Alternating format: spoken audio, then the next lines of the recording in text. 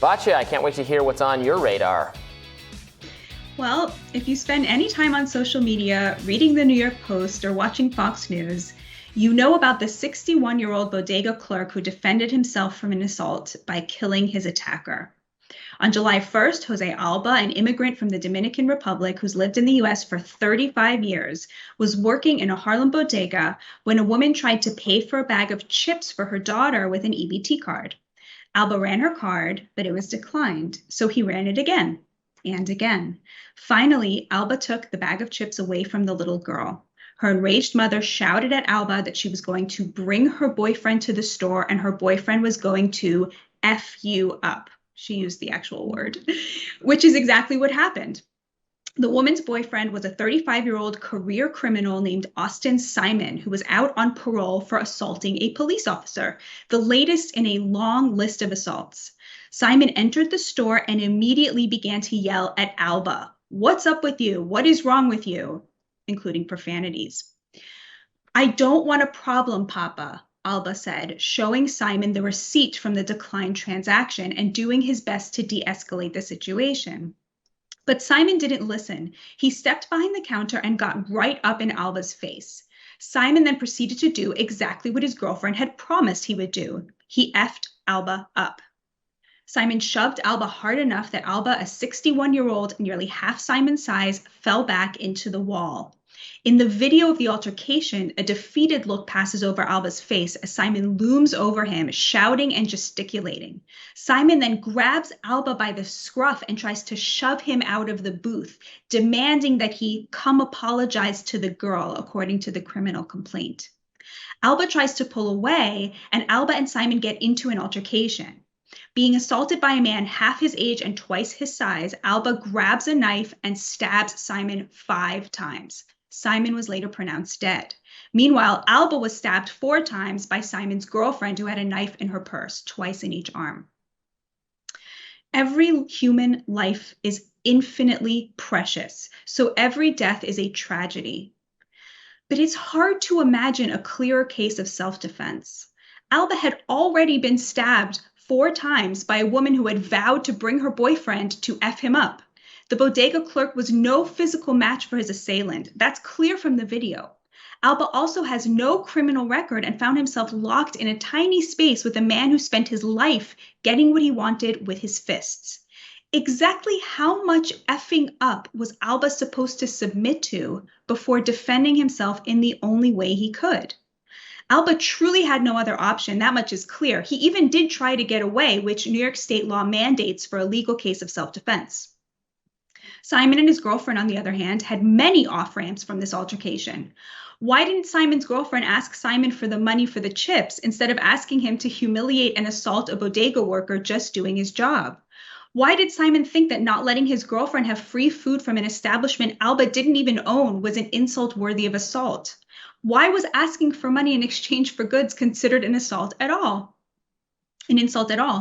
You'd be hard-pressed to find a better textbook case of self-defense, and yet somehow, appallingly, when the NYPD arrived on the scene, they arrested Alba and carted him off to Rikers Island. Manhattan's progressive district attorney, Alvin Bragg, who ran on a platform of decarceration and initially vowed not to prosecute illegal weapons charges, asked that Alba be held on $500,000 in bail. A judge lowered that to $250,000 and then to $50,000, but only after a huge public outcry. Alba is now out on bond, but not before he spent almost a week in Rikers, where his knife wounds got infected. And not before GoFundMe canceled an appeal by the family to raise money for Alba. A Give, Send, Go campaign has raised nearly $80,000. Meanwhile, Simon's girlfriend has not been charged for stabbing the bodega clerk. It's outrageous. The charges against Alba are totally unjustified. Every person has the right to defend his or her life, and it's doubly outrageous given the backdrop of Bragg's soft on crime approach more generally. As the New York Post put it in an editorial, get caught with an illegal gun, get released without bail, shove an elderly person to the ground, attack someone because they are Asian, a slap on the wrist. Shoplift again and again and again, nothing. But defend yourself in your place of business from a man who attacks you, and Bragg sends you to Rikers.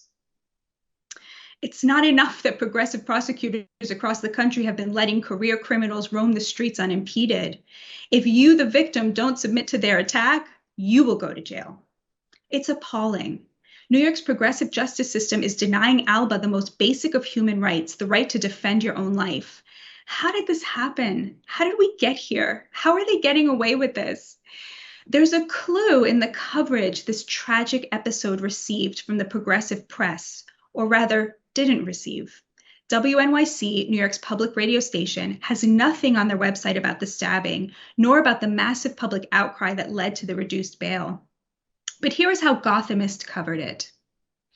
A Harlem Bodega worker was arrested Saturday in connection to the fatal stabbing of a customer, police said. 51-year-old Jose Alba was charged with murder and criminal possession of a weapon, according to the NYPD. Police said Alba stabbed 37-year-old Austin Simon twice inside the Blue Moon convenience store on Broadway near 139th Street, following a dispute on Friday night about store merchandise. Simon was taken to Harlem Hospital, where he was pronounced dead, authorities said. Notice how the story omits the fact that Simon was assaulting Alba when Alba stabbed him, or the fact that Alba was stabbed by Simon's girlfriend. I suppose it is technically true that the episode followed a dispute about store merchandise, but like omitting Simon's culpability, it gives rather the wrong impression.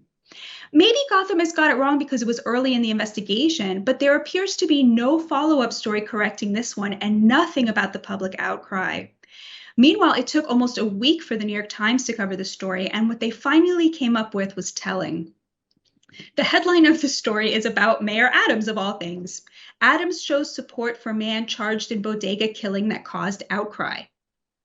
Not only does the headline focus on Mayor Adams as if somehow this was the most important part of the story, but it very cleverly obscures who the outcry is on behalf of, making it sound like the outcry was in response to the killing rather than in response to the unjust arrest of the person who killed Simon. Now consider how the New York Times tells the story of what happened that fateful night in July. A 35-year-old man, Austin Simon, went behind the counter to confront a Bodega employee, demanding an apology after the card was declined and the worker grabbed the chips from the hands of the 10-year-old daughter of Mr. Simon's girlfriend. Mr. Simon, who was unarmed, pushed the worker backward, and in the ensuing scuffle, the worker fatally stabbed him. So there's nothing here that isn't true. But look how hard the New York Times is working already in its narration of the events to cast Simon and his girlfriend, the clear aggressors, as the victims of the altercation. Simon goes to confront Alba rather than to assault him. He confronts him for having grabbed the chips from the hands of the 10-year-old daughter rather than for refusing to let someone walk out of a store he didn't own with merchandise they refused to pay for. And of course, the Times makes sure to point out that Simon was unarmed. Simon was orphaned at 7 after his mother died, the Times informs us. And rather than reaching out to Alba's family, the Times reporter reached out to Simon's. They're just trying to paint this picture of this young Black man who was actually redeeming his life as someone who was just a criminal, Simon's cousin said. Simon died trying to protect somebody he cared about. Hey, who are you going to believe? The New York Times or your lying eyes? As for how Alba's family felt about their dad being incarcerated for refusing to submit to a possibly fatal beating and stabbing, the Times leaves that to your imagination. What is happening here? What could possibly make the New York Times and NPR-affiliated Gothamist first ignore and then so desperately misconstrue this episode so you would be sure to sympathize more with the aggressor than the person he planned to F up? Why do they have so much more compassion for the criminal than for his victim? It's all about who their audience is. NPR and the New York Times have among the highest income readerships in all of news media. And it's these same affluent, overeducated, progressive Manhattanites who voted in Alvin Bragg, a DA whose progressive policies make them feel so much more virtuous than their neighbors, the slightly less leftist liberals, but end up releasing criminals onto the streets to terrorize poor and working class people of color. Needless to say, low-income and working-class communities of color want the kind of safe streets that affluent white progressives take for granted. They want to be protected from criminals, and they don't feel the kind of sympathy for people victimizing them that progressive media manufactures for its readers. There was a great example of this the day Alba's story went viral. The word Amiri started trending on Twitter in reference to the t-shirt Simon was wearing when he attacked Alba, which had the luxury brand name emblazoned on the back. Unlike the New York Times, though, Black Twitter was not very sympathetic to Simon, dragging him in viral tweet after viral tweet for wearing a luxury brand t-shirt while his girlfriend didn't have money for chips and for assaulting a bodega clerk for doing his job. No doubt progressives genuinely believe it's important to have compassion for people like Simon who lost their mothers at 7 and as a result have spent their lives beating up girlfriends and cops. It is important to have compassion for all living souls. But this compassion becomes a sickness when it means you have to cast a 60-year-old as a murderer for refusing to be effed up by such a man. It becomes a sickness when you have more compassion for criminals than for their victims. Affluent progressives, the target audience of the New York Times, cheered Alvin Bragg's vow not to prosecute illegal gun charges while braying day in and day out about gun violence. These folks have replaced a worldview based on right versus wrong with a worldview based on powerful versus powerless. And then they superimposed a racial binary onto that. That's how you end up with a media desperate to cast Simon as the victim of the encounter. It's horrifying and it's dangerous. Talk to any cop these days and they will tell you why violent crime is on the rise. Criminals aren't scared of them anymore. They know that progressive prosecutors have their backs. They know that they can get away with stuff they didn't used to be able to. It's not just in progressive cities. Violent crime is on the rise across the nation, in rural America too. In poll after poll after poll, violent crime is one of the top 2 concerns Americans have right after inflation. In fact, the only people who don't seem to be suffering from the rise in violent crime are the people with those signs on their lawns. In this house, we believe in defunding the police. It's time for a reality check. We've got to once again be a nation governed by the rule of law. Our neighbors, our fellow New Yorkers, especially those with less than us, they really need it. The voice of the blood of our brothers is crying out to us from the ground. We must heed that call. Now, Robbie, I know that you were also upset by this story. What was your take on all of this? Yeah, I mean, you took the words right out of my mouth. I was almost going to talk about this for my radar, but you being the New Yorker, you have more expertise here. But yeah, it is a crime to prosecute this man. He was defending himself. And look, if you start a fight with an unfair fight, this person Simon initiated this fight, had every opportunity to not continue it, was given that opportunity, and then did, you know what, the saying is, F around, find out. This is an example of that. You start a fight with someone under this circumstance, sorry, that was your choice. It was not Alba's choice. And I honestly struggle that anyone could have a different reaction. And most people have had the reaction you've had and that I've had on social media. It's overwhelming. Most people understand that this was wrong. You can't do that. If you do that, guess what? You can get hurt and even die, which is sad. We wish it hadn't happened, but that was solely on the assailant to determine whether that was going to happen or not. And no, our cashiers, our bodega workers, our working class people, our immigrants should not be subjected to harassment and violence. And to have a society where defending yourself is criminalized, no. There is no moral expectation that you have to be beaten up and do nothing about it. I reject that. If that is the law should be changed. It's wrong. It is immoral to have a society where people must endure physical violence and not defend themselves, or they'll be punished for doing so. It's just the most clear violation of someone's rights you could possibly have.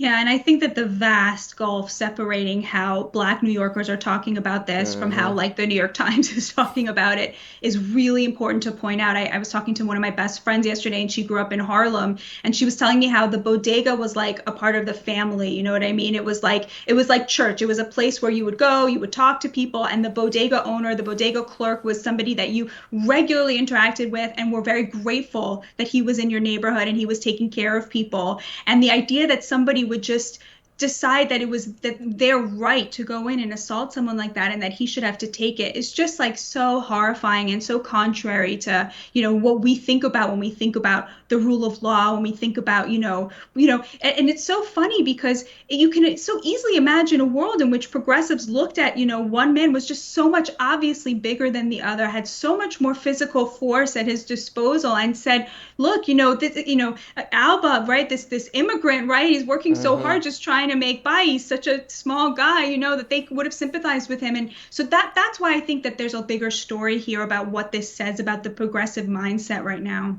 Right, the urge, the utterly nonsensical urge to not prosecute or not keep in prison people who are a danger to society, people with repeated clashes with the law.